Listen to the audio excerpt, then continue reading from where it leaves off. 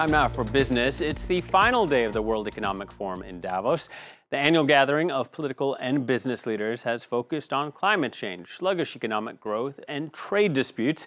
Let's go live to Switzerland and join our business editor, Stephen Carroll. Stephen, billionaire George Soros has been giving his views on the relationship between U.S. and China. George Soros's dinner at Davos is a bit of an institution at this event. He usually comes out with strong criticism of something that he feels is troubling for the state of the world. In previous years, he's tackled social networks. He's certainly criticised Donald Trump in previous years. But as you say, this time focusing on the relationship between China's President Xi and President Trump, saying that Xi was eager to exploit Trump's weaknesses. Now, he didn't hold back either when talking about the US president, saying that he was describing him as a con man and ultimate narcissist. But he said that 2020 is a year where the relationship between those two countries will be a key one, and in fact, even the fate of the world could be at stake in 2020 and the years to come as well, perhaps referencing there the upcoming, of course, election in the United States too. So George Soros really, using his platform here at Davos to speak to those, rich and famous who come to the World Economic Forum.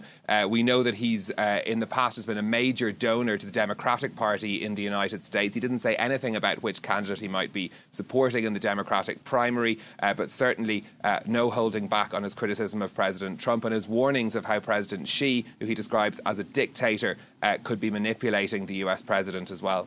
Now, Stephen, another topic being discussed at Davos is the regulation of technology, and you've been hearing about the uses of facial recognition technology.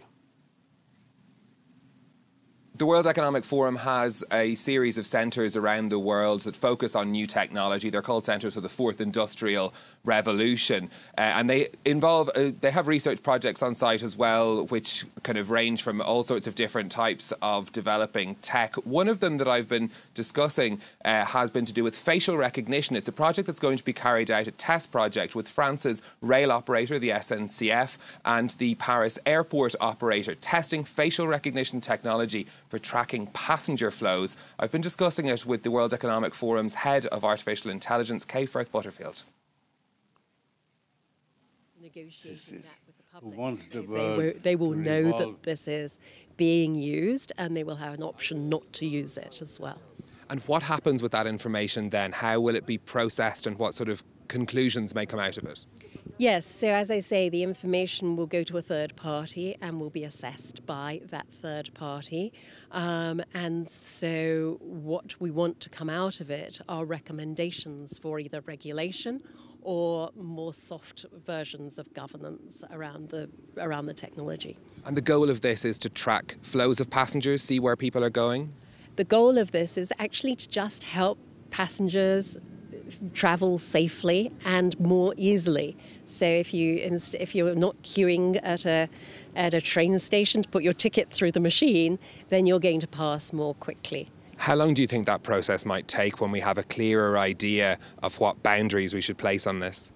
Well, we will begin to have some outputs from our pilot in summer of this year, going through into autumn. It's difficult to say when the data can be dealt with, because the problem with machine learning is that it needs a lot of data. And so we have to make sure that we're collecting data sets on every type of person who is going to go through, for example, the train barrier. And so we need to make sure that those data sets are in place, and how quickly that can happen is anybody's guess. Is there a lot of commercial pressure in this area to speed up and allow this technology into more of our lives? Well, interestingly, the big companies, say Microsoft, have been calling for regulation in this space for the last 18 months. Google just called for it. The EU just put out a paper saying that they were really worried about facial recognition technology. And so, whereas normally you're sort of seeing big tech companies saying, well, leave us alone. Actually, this is a different category. But what we are beginning to see is small startups coming into this business, perhaps without the ethical restraint that needs to be layered onto using this technology. That's Kay Firth Butterfield from the World Economic Forum speaking to me about that facial recognition project in France. It's the last day of the World Economic Forum. Still lots of climate issues on the table. The Austrian Chancellor is making a speech later as well. And also there'll be a panel on the global economic outlook featuring Christine Lagarde, who's just arrived for the last day of the World Economic Forum. She's usually a stalwart of the event, but she's just turned up for the last day this year.